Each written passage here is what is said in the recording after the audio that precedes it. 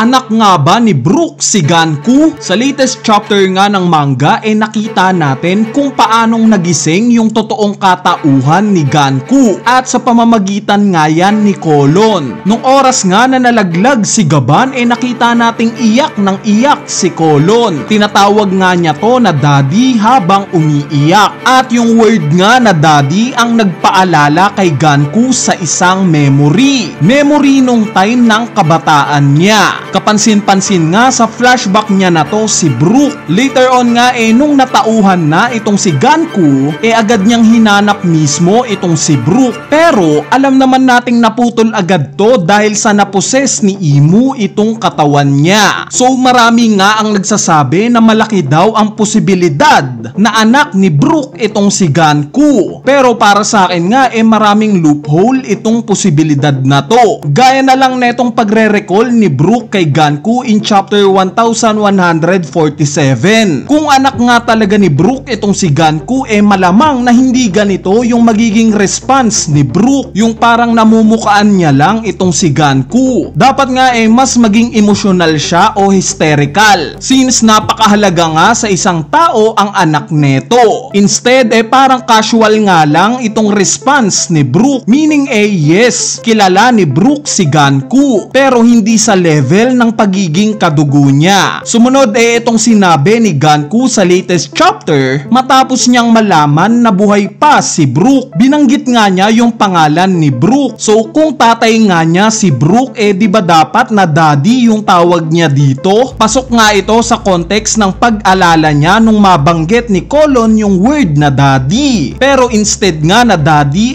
pangalan lang ni Brook yung ipinang-recognize niya dito. Kaya naman ang magiging tanong nga ngayon ano kaya yung koneksyon nila Brook at Ganku? Bali dahil nga sa ipinakita sa flashback ni Ganku yung pagbabanggit ni Brook sa pangarap niyang maging isang pirata obviously na yung moment na to bago pa siya sumali sa Rombar Pirates. At since ang alam nga lang nating history patungkol kay Brook bago siya maging pirata isa siyang convoy leader ng isang certain kingdom we assume na itong si Ganku isang prinsesa ng specific na kingdom na pinagtatrabahuhan ni Brook bilang convoy leader. So paano ba tayo nag-conclude na isang prinsesa itong si Ganku ng isang kingdom? Bali meron nga tayong dalawang clue patungkol dito. Una itong pattern ni Imu. Nalaman nga natin sa latest chapter na in fact kayang makapag-possess ni Imu ng isang tao. Gaya ng ipinakita niyang pagpoposes sa katawan ni Ganku. Ngayon sa naging interaction nga ni King Cobra kay Im-sama ni-reveal niya yung information na nawala daw na parang bula sa history yung dating reyna ng Alabasta na si Nefertari Lily. At since pinakita nga na merong painting sa loob ng Pangaea Castle itong si Lily na tinitignan ni Imu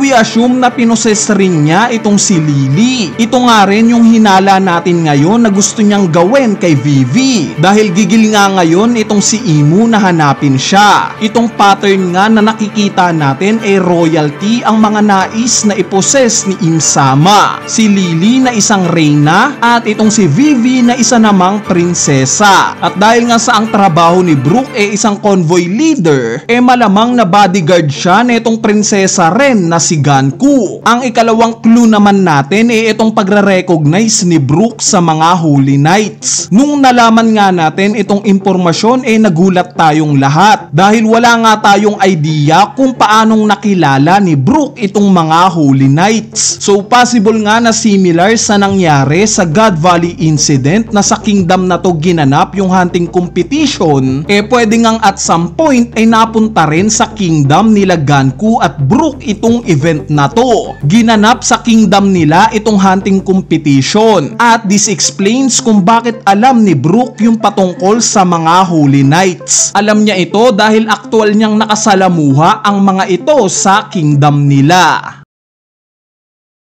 Anyway, ngayon mapunta naman tayo kay Scupper Gaban. Ipinakita nga niya sa latest chapter kung gaano siya kalakas. Yung level nga ng strength niya, although matanda na siya, talaga namang nakakabilib. At safe to say nga na sabihin na similar sa mga pinakamalalakas na karakter sa One Piece, capable ding gumamit si Gaban ng Conqueror Saki. Yes guys, nakita nga natin na capable siyang makapag-quote ng Conqueror Saki. Ginawa nga niya yan sa mga naging atake niya kay Summers. Very visible nga yung mga Black Lightning sa tuwing umaatake siya. At nakikita nga lang natin to sa mga karakter na kayang makapag-quote ng Conqueror Saki. Gaya na lang nila Garp, Kaido, Big Mom, Shanks, Yamato, Luffy, Whitebeard, Zoro, Roger at Oden. Even though nabilib nga tayo sa ipinakita ni Gaban, base nga sa kanya, rusty na daw siyang kumilos.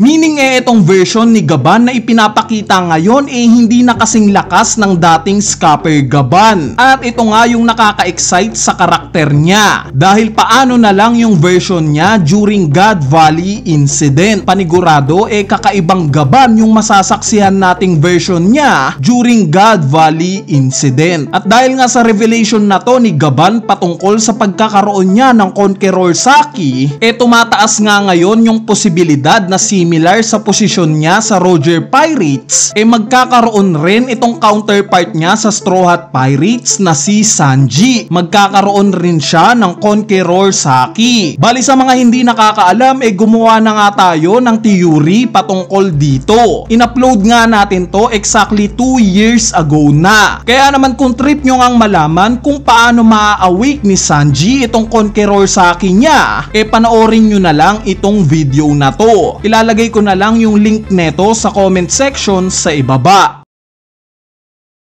Anyway, speaking of Sanji, nagkaroon nga rin sila ng similarity ni Gaban sa latest chapter. At ito nga yung pagiging mapagmahal nila. Nakita naman natin during sa paggamit ni Gaban ng Future Sight, kung saan nakita niyang mamamatay si Colon, hindi na nga siya nagdalawang isip pa na sumuko na lang. Since hindi nga niya kayang mamatay itong anak niya. Similar kay Sanji during Whole Cake Island arc na kahit itinakwil na siya ng pamilya niya, still hindi niya kayang mamatay ang mga ito. Kaya nga kahit inis siya sa mga ito, sinubukan pa rin niyang iligtas ang pamilya niya. At yes, ito nga yung mga kahinaan nila, yung power of love. At makokonekta nga natin to sa statement ni Dragon during chapter 1101 na ang mga anak daw ang kahinaan ng mga magulang. Ito nga yung point kung bakit iniwan ni Dragon si Luffy. Ayaw niyang ma-attach dito nang sa ganon, hindi niya ito maging kahinaan sa hinaharap. At itong kahinaan nga na to ng mga magulang ang ipinakita ni Scupper Gaban sa latest chapter. Sinugal niya yung sarili niyang buhay alang-alang lang sa anak niyang si Colon. Pero kung inaakala nga natin na ito na ang katapusan ni Gaban, nagkakamali tayo. Dahil sa moment nga na mahulog na itong si Gaban, nakita nga natin mismo na sinundan siya ni Chopper. Yes guys, tumalon si Chopper sa lokasyon ni Gaban. Meaning ililigtas ni Chopper itong si Scupper Gaban. Sa paanong paraan? Alam naman natin na merong 7 versions or form itong Devil Fruit ni Chopper. At ang pinaka-suitable nga na gagamitin ni Chopper sa moment na to para mailigtas si Gaban yung guard point niya. Ito nga yung form niya na magiging isang malaking bola siya. Sa mga hindi nakakaalam, napaka-durable nga neto. Nakita nga nating ginamit niya to sa pagdepensa kay Gorosei Saturn. At similar nga sa bola, nagiging bouncy nga rin itong si Chopper sa form na to. Meaning kung masaluman niya si Scupper Gaban, hindi sila mapapahamak gamit yung guard point. Since tatalbog nga lang sila pagbagsak nila sa underworld. Bali ang point nga ni Chopper kaya niya gustong iligtas itong si Gaban dahil sa information. Information kung ano ang makakatalo sa mga Holy Knights na nakakapag-regenerate.